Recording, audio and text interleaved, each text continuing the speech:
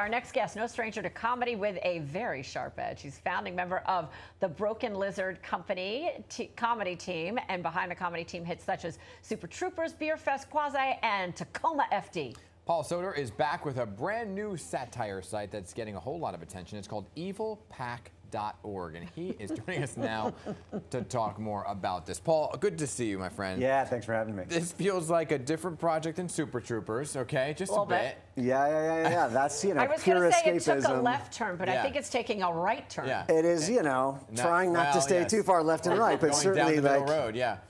I normally do really escapist, absurdist stuff, so it's nice to do something that's a little more plugged in. What drew you into the political satire world?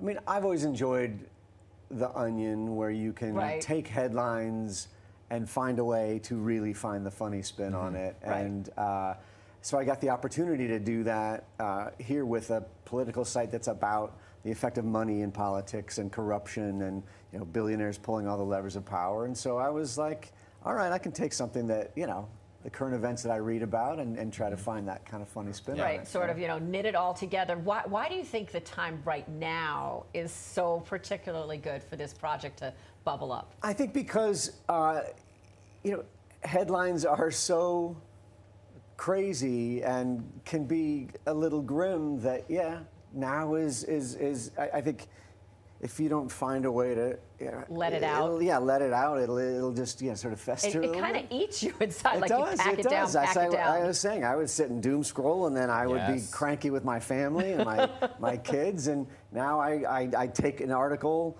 about Elon Musk, and I'm like, all right, well, let me think.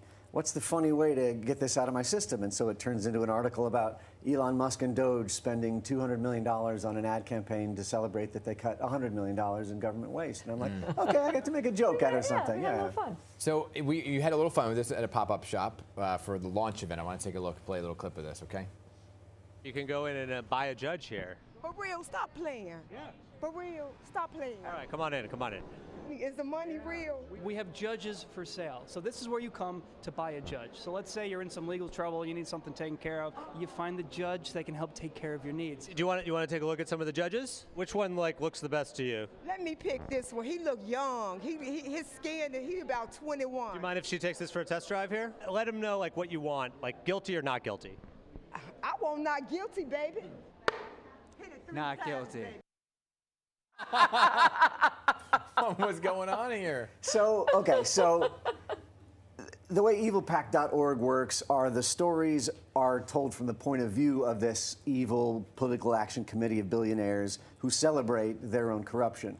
So one of our stories was about this idea that Charles Koch and Harlan Crow had opened the first brick and mortar boutique for buying judges. And those guys are known for taking SCOTUS out on vacations, having them in their pocket, stuff like that. So we liked this article, but we wanted to launch the website with an activation. So we thought that's a perfect article that you could actually bring to life. So we got a spot in Soho, decked it out, made it into a really beautiful, like Williams-Sonoma, but on the shelves you had judges, and you had billionaires with briefcases of cash walking around buying them.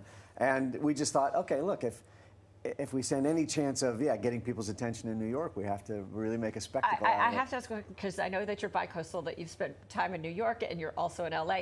How did you choose whether it was going to be New York versus LA? Because the two of them have a very different vibe when you're trying to pull people off the street. Yeah, I mean, LA, there's not as much foot traffic. But also what I forgot, I lived here for 15 years. I forgot, New Yorkers on the street are pretty locked in or they're on their phones. And so we really were trying to find a way to get people's attention. We had judges in a store display window I love front. The sashes. Yeah, sashes that say for sale. We had a sign spinner out there doing everything that we can. And we got some people, but it's like right now, there's so much going on, and people are so locked in. It's a challenge. Oh, yes. I mean, it is. People are also just want to laugh at the same time. Yeah. Which brings me to you and your crew, Broken Lizards, right? We had some of your cohorts on. Tell us about kind of the idea and the philosophy of Broken Lizards all these years ago when it came about, and what you guys are up to now. Yeah, we all went to college upstate at Colgate University. Yeah. Nice. Great school. Great school. Yeah. You have to be very smart to get in there. Yes, you do. And we You've started got to be doing smart to be a comedian. Yeah, a good one, you know. On Unless you your toes. smash watermelons, I suppose anybody could do that. We went to college together. We started doing sketch comedy.